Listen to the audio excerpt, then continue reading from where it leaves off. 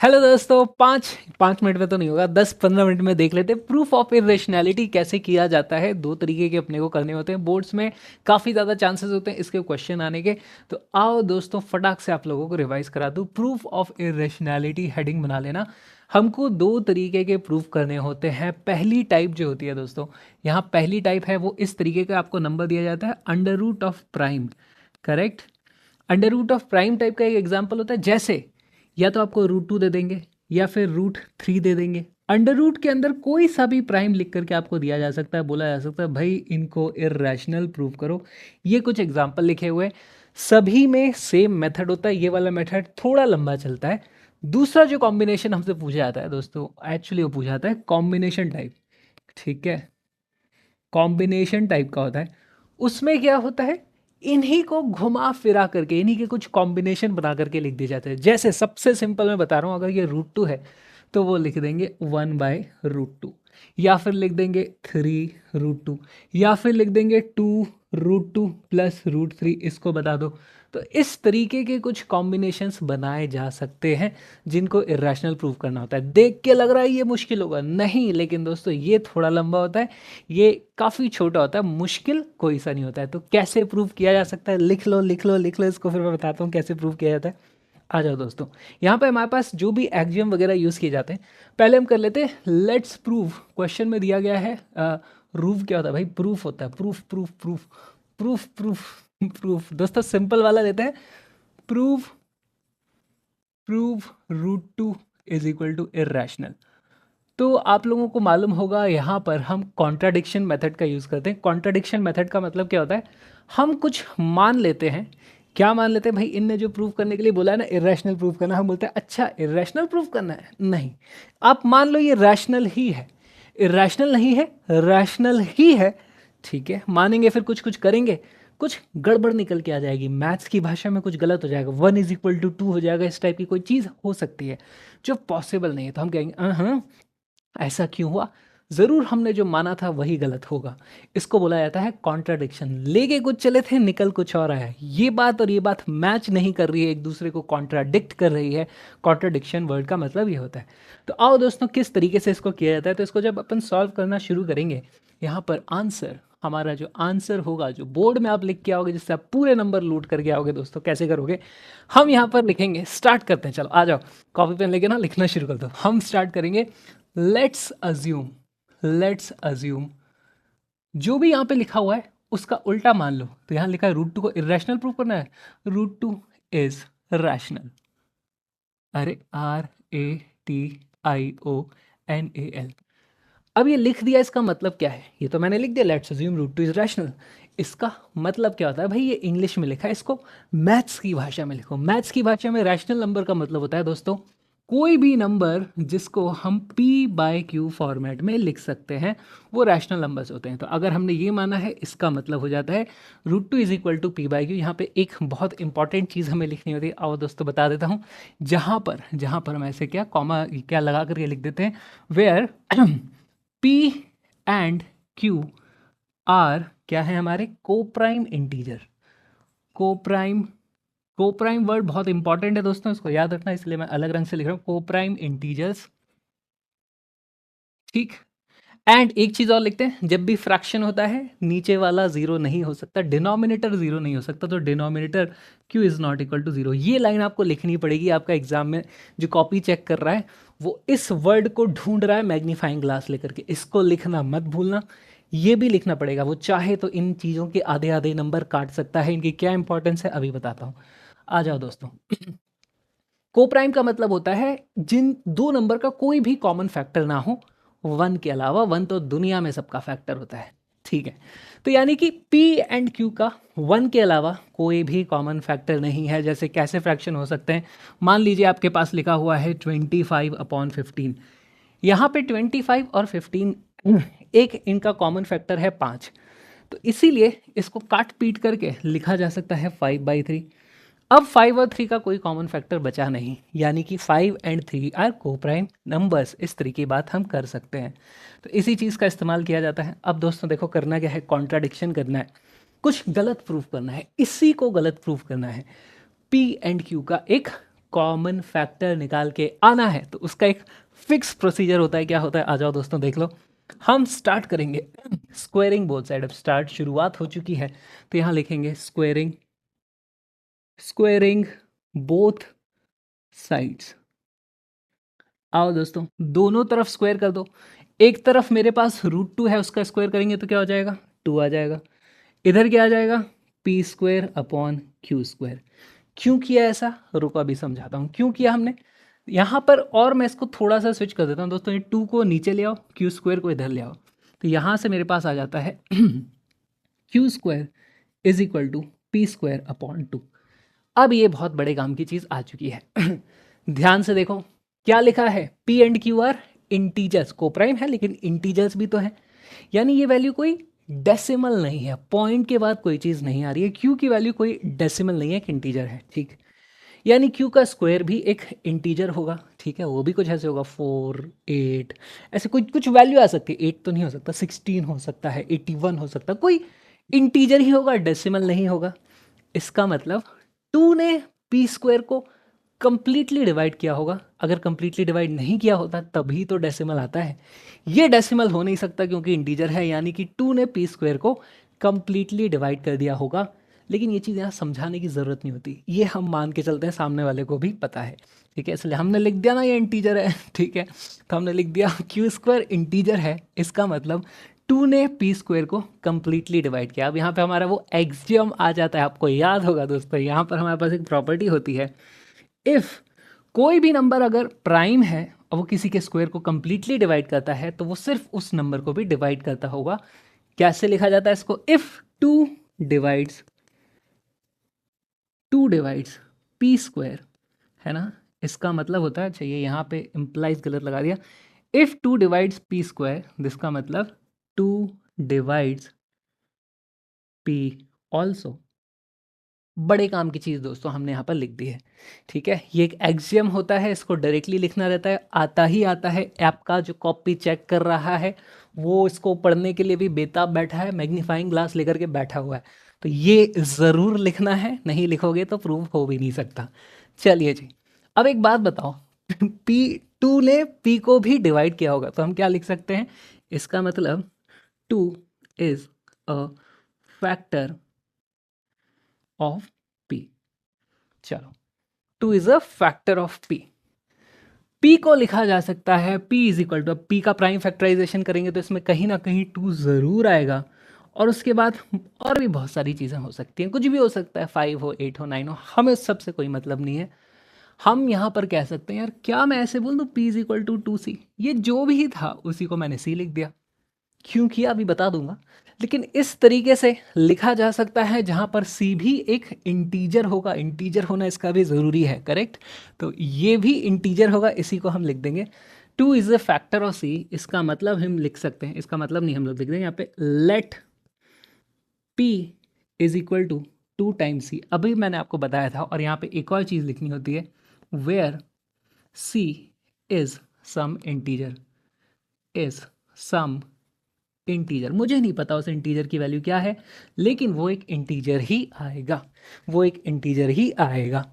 अब दोस्तों क्या किया जाए हमारा एजेंडा है कि P एंड Q कोप्राइम थे, उसका कोई एक कॉमन फैक्टर निकाले। हमने यहाँ से करके निकाल लिया कि भाई P का एक फैक्टर 2 है, किसी तरीके से मैं Q का भी एक फैक्टर अगर 2 निकाल दूँ तो मेरा काम खत्म हो जाएगा। यहाँ पे दोस्तों ये जो है ना P is equal to 2c हम इसीलिए करते हैं। देखो इससे बोल दो आप, ये थी हमारे पास इक्वेशन 1, और ये P is equal to 2c किया था ना हमने, कर दो पुट इन इक्वेशन नंबर 1, उसको कर दो put in equation number 1, put in equation number 1। दोस्तों दोस्तों दोस्तों थोड़ी जगह की हमें आवश्यकता पड़ती जा रही है, ठीक। आ जाओ आ जाओ आ जाओ आ जाओ, अरे अरे अरे गलत लाइन खिंच गई, गलत लाइन खिंच गई, गलत लाइन खिंच गई, गलत लाइन खिंच गई, आ जाओ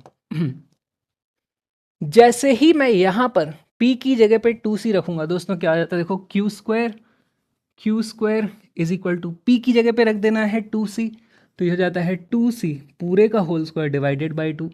यहाँ से मेरे पास आ जाता है Q square is equal to 2c square. और अब मैं फिर से देखो दोस्तों, सी स्क्वायर इधर है, 2 को नीचे ले जाओ, यहाँ से मैं बोल सकता हूँ, यहाँ से मैं क्या बोल सकता हूँ, C square is equal to q²/2। अब आप समझ गए होंगे ऐसा हमने क्यों किया। क्योंकि सी भी एक इंटीजर है, क्योंकि सी इंटीजर है वो डेसिमल वैल्यू नहीं हो सकती। इसका मतलब q² को 2 ने कंप्लीटली डिवाइड किया होगा। और क्योंकि q² को 2 ने कंप्लीटली डिवाइड किया है, हम यहाँ पर फिर से यही वाली लाइन लिखेंगे, यही लाइन लिखेंगे। इफ 2 डिवाइड्स, क्या लिखेंगे? इफ 2 डिवाइड्स, इफ 2 डिवाइड्स हमारा क्या है? q², 2 divides, 2 divides q also, also. खत्म दोस्तों, खत्म खत्म खत्म। इसका मतलब क्या हो गया? इसका मतलब क्या हो गया? 2 is a factor of, 2 is a factor of q। ध्यान से देखो, हमारा प्रूफ खत्म हो चुका है, बस इंग्लिश में इसको समराइज करने की थोड़ी सी अपनी देरी है। देखो दोस्तों, यहाँ पे हमने क्या प्रूफ कर दिया था? 2 is a factor of p। ये इंपॉर्टेंट है, 2 is a factor of q। ये इंपॉर्टेंट है। दो जो ये लाइन आई है ना, इन दोनों से मिलकर के मैं बोल सकता हूं 2 is a common factor, common factor of p and q। ध्यान से देखो दोस्तों, p एंड q का कॉमन यानी दोनों का सेम एक फैक्टर आ रहा है। यहां लेके क्या चले थे? कोप्राइम है, उनका कोई कॉमन फैक्टर नहीं है। यहां कॉमन फैक्टर मैंने निकाल दिया। इसका मतलब लेके कुछ चले हो कुछ और गया, दोनों बातें आपस में मैच नहीं हो रही। इसी को बोला जाता है कॉन्ट्राडिक्शन। तो अब एक वर्ड जो आपको लिखना ही होगा वो है इसका मतलब कॉन्ट्राडिक्शन, कॉन्ट्राडिक्शन। स्पेलिंग सही आएगी यार, तो पास से दिखता हूँ। कॉन्ट्राडिक्शन, हाँ ठीक है। अब अब इसको समराइज तो कर दे, हैंड्स प्रूफ तक तो लेके चलें गाड़ी को। कॉन्ट्राडिक्शन, भाई कॉन्ट्राडिक्शन क्यों हुआ? क्यों हुआ कॉन्ट्राडिक्शन? मैथ्स तो अपनी जगह सही है, जरूर हमने गलत अजम्पशन ली होगी। तो हम यहाँ पे क्या लिखते हैं? Contradiction due to wrong assumption. ठीक, contradiction due to wrong assumption. और क्या अजम्पशन लेके चले थे कि √2 इज रैशनल? तो अब बस यहाँ पे लिख देना है उसी का उल्टा, √2 इज इर्रेशनल। दोस्तों, अगर हमारी अजम्पशन गलत है, इसका मतलब ये अजम्पशन गलत है, यानी कि ये नहीं है, तो इसका उल्टा हो जाएगा, विच इज √2 इज इर्रेशनल। तो ये होता है दोस्तों अपना प्रूफ। लिख लो लिख लो लिख लो, ये अगर आप लिख के आए हो, इससे छोटा कुछ लिखने की जरूरत नहीं है। क्या क्या चीज़ें हाईलाइट करनी है वो भी मैंने आपको बता दिया। कोप्राइम है, देखो यहाँ पे उसी को कॉन्ट्राडिक्ट करते हैं। कैसे कॉन्ट्राडिक्शन किया जाता है, आई होप आपको सब क्लियर समझ में आ रहा हो। बढ़िया नोट्स बनाओ, पूरे मार्क्स लूट के आओ। लिख लो लिख लो लिख लो। And let's move on to the second type का जो दोस्तों हमको देखना है। तो अब मैं तुम्हें दूसरा क्वेश्चन दे रहा हूँ। क्वेश्चन है, क्वेश्चन है, क्वेश्चन में आप कुछ भी लिख सकते हो। एक एग्जांपल मैं आपको बता देता हूँ। Prove, prove 3 plus 2√2 is equal to irrational. This is one of the more complicated type का क्वेश्चन। इतना को कॉम्प्लिकेटेड तो आपको दिया ही नहीं जाता, लेकिन मैं आपको बता देता हूँ इसको कैसे किया जाता है। तो हर एक टाइप का कॉम्बिनेशन भी आप बड़ी आसानी से कर लोगे। आ जाओ दोस्तों, स्टार्ट वही करते हैं। यहाँ पे भी कॉन्ट्राडिक्शन करना है, लेकिन यहाँ पे कोप्राइम का झंझट ही नहीं है। जब भी ऐसे कॉम्बिनेशन वाले सवाल आते हैं, हम मान के चलते हैं कि ये जो √2 है, मान लो, मान लो ये इर्रेशनल है। ठीक है, कॉम्बिनेशन टाइप में ये अजम्पशन अपने को लेनी होती है, फ्रीडम है अपने पास, इसीलिए तो काम आसान हो जाता है। आ जाओ दोस्तों, आंसर कैसे लिख के आओगे? आंसर कैसे लिख के आओगे? आंसर, आंसर हमेशा कॉन्ट्रडिक्शन यहाँ पे भी कर रहा है। ठीक है, तो let's assume, let's assume, assume क्या अज्यूम कर लूँ दोस्तों? 3 + 2√2 is irrational. Oh sorry, rational, contradiction कराना ना, रैशनल। ठीक है, रैशनल मान लो। रैशनल मान लिया, मतलब इसको मैं फ्रैक्शन की तरह लिख सकता हूँ। इसका मतलब मैं बोल सकता हूँ 3 + 2√2 इज इक्वल टू p/q। अब दोस्तों वही पूरा लिखना जरूर पड़ा, disclaimer, terms and condition accept कराओ इनको। p and q, where, where लिखो या फिर ऐसे लगा दो ये और लिख दो p एंड q आर। याद करो, पिछले में यार मैंने लाल रंग से कोप्राइम लिख दिया था क्योंकि इसकी जरूरत थी, ताकि तुमको याद रहे। कोप्राइम का यहाँ कोई काम नहीं, सीधे इंटीजर्स, इंटीजर्स। एंड क्यू जो डिनोमिनेटर में होता है वो जीरो नहीं हो सकता है दोस्तों। डिस्क्लेमर मार दिया, खत्म। अब आपकी टेंशन, चलो जी शुरुआत की जाए। यहाँ कुछ नहीं करना होता दोस्तों, ये जो रूट टू है उसको लेफ्ट हैंड साइड पे छोड़ेंगे, बाकी सबको राइट हैंड साइड पे ले जाना है, बस इतना सा करना है। कई बार क्वेश्चन ऐसा आ जाता है 3√2 को इरेशनल प्रूफ करना होता, तो यहाँ पे इतना कुछ होता ही नहीं। 3√2 is equal to P by Q होता, करेक्ट। इसको हम डायरेक्ट लिख देते हैं, √2 is equal to P upon 3Q। Irrational term एक तरफ, ये वाली एक तरफ, इरेशनल रैशनल कभी इक्वल नहीं हो सकते, खटाक से आंसर प्रूव हो जाता है। यहाँ पे मैंने जानबूझ के थोड़ा बड़ा वाला लिया था कि भाई थोड़ी मैथ्स तो लगानी पड़े, नहीं तो बड़ा गुस्सा आता है कि यार मैथ्स नहीं लगानी, खाली इंग्लिश में लिखते जा रहे हैं लिखते जा रहे हैं लिखते जा रहे हैं। तो आओ दोस्तों इसको सॉल्व कर लेते हैं। पहले ये जो 3+ हो रहा है उसको उधर ले जाऊंगा, तो यहाँ से मेरे पास आता है 2√2 is equal to P by Q minus 3। एक सेकेंड, एक बार ये देख लो यार। हाँ यहाँ से हमारे पास आ जाता है, इधर हम एलसीएम ले लेंगे, ये आ जाता है मेरे पास 2√2 is equal to P minus 3Q divided by 3 आ जाएगा, सॉरी Q आ जाएगा दोस्तों यहाँ पे। और इस 2 को भी इधर ले जाऊंगा तो मेरे पास क्या आ जाएगा, √2 is equal to P minus 3Q upon 2Q। क्या दोस्तों आपको यहाँ तक समझ में आया?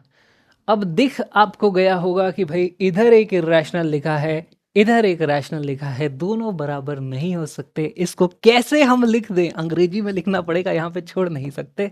तो आ जाओ दोस्तों, यहाँ पे लिखा जाता है, क्या लिखते हैं मैं समझा देता हूँ आपको। हम लिखते हैं क्योंकि पी एंड क्यू इंटीजर हैं, यानी उनका कोई भी कॉम्बिनेशन, और ये 3 2 ये भी इंटीजर है, ये सारे के सारे रैशनल है, इनका कोई भी कॉम्बिनेशन बना लो वो रैशनल ही रहेगा, और कोई भी रैशनल कभी इरेशनल के बराबर नहीं हो सकता। तो यहाँ एक कॉन्ट्राडिक्शन हुआ है, यानी हमारी अजम्पशन गलत है, यानी कि ये इरेशनल है। इस तरीके से लिखना है, इसको कैसे लिख देंगे? तो आ जाओ दोस्तों लिखा जाए, सिंस चूंकि हमारा P and Q are integer, since P and Q are integers, ठीक, since P and Q are integers, मैं यहाँ पे लिख दूंगा। अब ये पूरे के पूरे ब्रैकेट में यहाँ पे लिख दो भाई, ये जो क्या लिखा हुआ है P-3Q लिखें, P-3Q डिवाइडेड बाई 2Q, यही लिखा है ना, कुछ गलत तो नहीं लिखा है। Since P and Q are integers, उनका combination is a rational number, ठीक है, इज अ रैशनल नंबर, ठीक। नंबर क्या होता है, नंबर हो गया, नंबर, ठीक है, नंबर नहीं होता, नंबर, इट्स नंबर, ठीक है, इज अ रैशनल नंबर। अब ये भी तो बताओ, वो √2 इरेशनल के बराबर नहीं हो सकता, तो यहाँ पे लिखेंगे which can not be equal to, which can not be equal to, क्या है, एन इरेशनल √2। तो यहाँ लिखेंगे एन इरेशनल, खत्म, फुल स्टॉप। कहाँ गया, आया ही नहीं। अब यहाँ पे बहुत इंपॉर्टेंट चीज़ हम लिखते हैं, इसका मतलब ये दोनों बराबर हो नहीं सकते, हमारे में बराबर आ रहा था, यानी कि यही है हमारा दोस्तों कॉन्ट्राडिक्शन, करेक्ट। समझ जाओ कॉन्ट्राडिक्शन हो चुका है। क्यों हुआ है कॉन्ट्राडिक्शन, ये भी लिखना पड़ेगा, हमने ज़रूर कुछ गलत माना होगा। तो contradiction due to our wrong assumption, wrong assumption. अब यहाँ पे एक और चीज़ बताओ, क्या अजम्पशन लेकर के हम चले थे कि भाई ये रैशनल है, यानी कि यही तो गलत हो गया है, यहीं से हम लिख देंगे इसका मतलब 3+2√2 इज इरेशनल, इरेशनल। तो दोस्तों बोर्ड्स में एग्जैक्टली ये लिख करके आना है आपको, ठीक है, एग्जैक्टली ये लिख करके आना है, फुल नंबर लूट करके आपको आने पड़ेंगे। एक और क्वेश्चन आपको करवा ही देता हूँ, यहाँ पे लगे हाथ, इतना हो ही गया है। एक क्वेश्चन बहुत ही पॉपुलर सा है, ऐसा आता है √2 + √3, इसको प्रूव करना चाहिए। काम करो, पहले ये लिख लो लिख लो लिख लो लिख लो लिख लो, ओके लिख लिया। अच्छा, इसको इरेशनल प्रूफ करना है तो मैं क्या करूँगा, इसको मान लूँगा भाई ये है मेरे पास P/Q, फिर यहाँ पे डायरेक्टली नहीं आता है ना, यहाँ पे हम स्क्वायर कर देते हैं, इसका पूरे का स्क्वायर कर दोगे, ठीक है, इसका भी स्क्वायर कर दोगे, तो ये क्या आ जाता है 2+3 +2 into √6 is equal to P² upon Q²। अब यहाँ पर आ जाता है मेरे पास 2√6 is equal to P² upon Q² -5Q²। फिर ये 2 को भी आप उधर ले जा सकते हो, यहाँ पे ये आ जाता है, करेक्ट। और यहाँ पे फिर आपको वही लिख देना है, since P and Q are integers, ये पूरा रैशनल है जो कि इरेशनल रूट 6 के बराबर नहीं हो सकता, विच मीन्स कॉन्ट्राडिक्शन। इस तरीके से दोस्तों आप प्रूव कर सकते हो, पूरे मार्क्स आप लूट के ला सकते हो। और अगर आपको और प्रैक्टिस करनी है तो भाई हमारा एनसीईआरटी सॉल्यूशन का वीडियो देख लो, या मेरा इसका जो फुल लेक्चर है दिखा देता हूँ आपको, उसकी स्लाइड्स है, ये एनसीईआरटी हमने सारी क्वेश्चन करे हुए हैं, इसको भी आप बढ़िया से लिखा हुआ है, नोट्स वगैरह भी डाउनलोड कर सकते हो, सब कुछ आपको मिल जाएगा। फुल लेक्चर नोट्स किधर हैं वो भी दिखा देता हूँ। अच्छे से अपन ने समझा यार, पूरा का पूरा आप देख सकते हो अपने 10 टॉपर के जो वीडियो हैं, ये वाला तो कम्प्लीटली फ्री है, आराम से देखें, आराम से देखें, अच्छे से सब कुछ समझा समझा करके लिखा है। देखो ये रहा कहाँ गया। अगर क्या करना है हिंदी में लिख लिख करके बढ़िया समझा रखा है, सब एकदम भेजे में दिखता घुसता है, भेजा नहीं बोलना चाहिए, सब कुछ एकदम माइंड में सेट हो जाता है।